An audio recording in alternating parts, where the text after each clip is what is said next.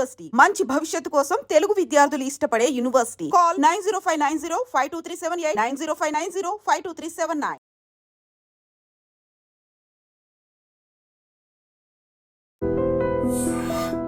Sir నమస్కారం, సాదర స్వాగతం. Very very very happy. Sir మా పాత టైగర్ అప్పుడు కావాలని టీవీలో అట్లా కనపడంగానే కాసేపు చూసి స్వప్న చూసుకున్నాం అనిపోయేది. సార్ అలాంటి స్వప్న గారు మళ్ళా ఈ ఈ ఇంటర్వ్యూకి రావడం నాకు చాలా హ్యాపీగా ఉంది.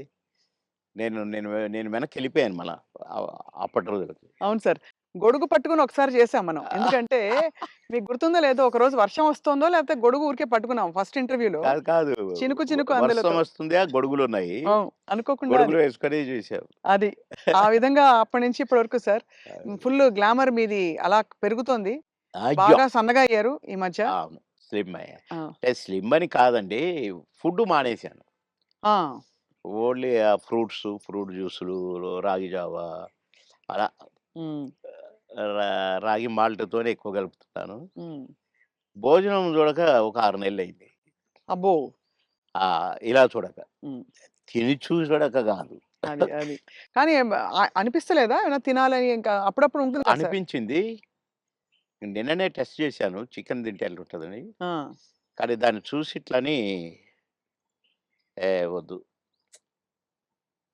అన్నా. ఎందుకు ఎందుకట్లా? ఏమో, అంటే వైరాగ్యమా లేక హెల్త్ కాదు, గురించేనా? తినలేదు కదా వద్దులే, ఏమో అట్లా అనిపించిందండి. అసలు చికెన్ చూస్తే నేను ఆవురు ఆవురు మరేటోని, అది చూసి వద్దులే అన్నాను. కొందరు అది తినమని నన్ను ఫోర్స్ చేసిన ఎంత ఫీల్ అయ్యారు పాపం.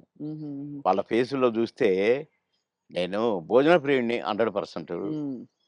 నాన్ వెజ్ లేకుండా ఏనాడు ఉండని వాడిని. అలాంటిది నేను ముట్టుకొని వద్దు అన్నానంటే ఇక్కడికి దాకా తెచ్చి అదే మరి రాత్రే మళ్ళీ రాగుజావ తాగునని పడుకున్నాను. నవ్వుకున్నా నేను. ఏంటో అంటే అది ఏదో వద్దని కాదు, దానికోసం ఏదో శపథాలని కాదు, కానీ వద్దు అనుకున్నాను. అది నాకు నా బ్లడ్లో ఉందిలేండి కొద్దిగా. నేనేదన్నా వద్దంటే గీత గీస్తే అది వద్దేగా. ఒక్కసారి కమిట్ అయితే నా మాట నేనే విన్ను, అంతేనా? అవును, అంటే అది అమలు అట్లా కూడా కాదండి. వద్దు వద్దు అంతే తెలుసుకుంటారు.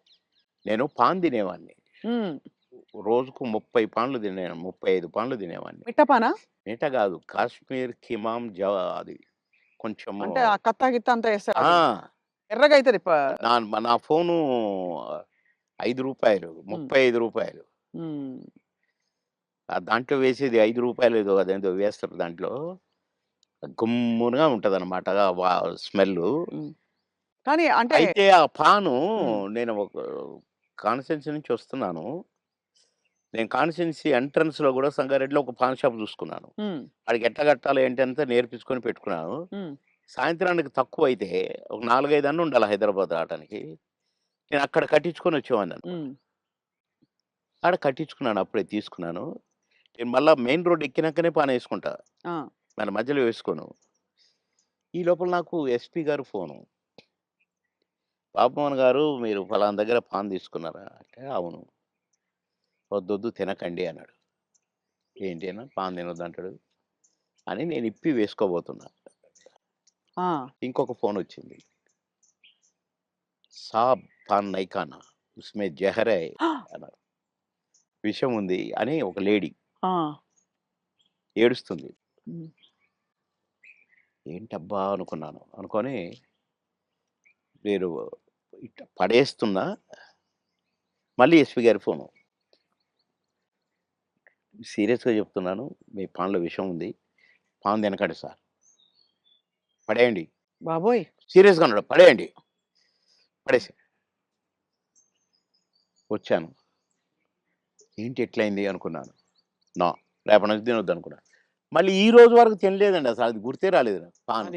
కానీ ఎవరు చేసిండు సార్ అది విషయం ఉందని? అయిగా అదంతా కథ జరిగింది, పెట్టారు పాన్ లో పెట్టి. పొలిటికల్ ఒపోనెంట్స్ అంతేనా? అవును.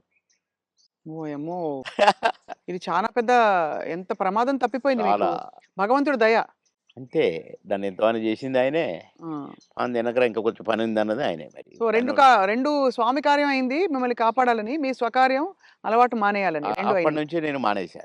అది. మానేసినాక తినమన్నాడు. తిననన్నా. హ్మ్. ఇక అదంతా గమ్మత్తుగా అంటే ఏదన్నా వద్దనుకుంటే మీరు మానేసుకోగలుగుతారు. నేను పెద్దగా దాని గురించి పట్టించుకోనే కాదు. హ్మ్. హ్మ్. చాలా అంటే సినిమా పరిశ్రమలో ఎంతైనా మీకు బావుండింది గదా! లైఫ్ మంచిగా. అందరూ గౌరవించారు. అందరూ ప్రేమించారు. అందరూ అది గ్రేట్. ఫాన్స్ మీకు. అందరూ ప్రేమించారు. హ్మ్. అందరూ గౌరవించారు. కుట్రలెప్పుడు లేవు గదా సార్? కుట్రలెప్పుడు లేవు గానీ ఈర్ష్యలొచ్చినాయి. అవును. ఈడు మన కళ్ళ ముందే వచ్చి ఎళ్ళిపోతున్నాడని ఒక్కళ్ళిద్దరికి. హ్మ్. వాళ్ళు గూడా మళ్ళా కాంప్రమైజ్ అయ్యి సారీలు జెప్పి, మళ్ళా గుంపులో గలిసి, మళ్ళా మేమంతా కలిసి చేశాం. హ్మ్. కానీ అది గూడా జూసిన. ఆ టేస్ట్ గూడా. అవును. అంటే ఈర్ష్య. బాబు మోహన్‌తో జేయొద్దు.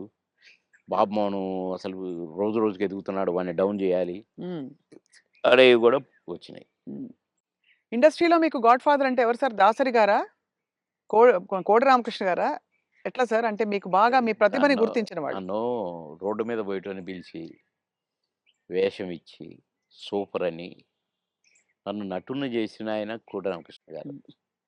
కోడి రామకృష్ణ గారిని డైరెక్షన్ జేసిన ఆయన మా తాతగారు దాసరి గారు. హ్మ్. కనుక మరి నాకు లైఫ్ ఈ 'అంకుశం' లాంటి పిక్చర్ అవును. 'అంకుశం' రిలీజ్ అయిన వారం రోజుల్లో 10 సినిమాల్లో బుక్ అయ్యాను. అబ్బబ్బబ్బా! దాసరి గారి సినిమాకే డేట్లు లేని పొజిషను. పోయి సారీ జెప్పి, "సార్ ఖాళీ లేదు సార్." "అదేంట్రా? నాకు, నా సినిమాకు డేట్లు ఇవ్వంటావా? అట్లా అనకూడదు.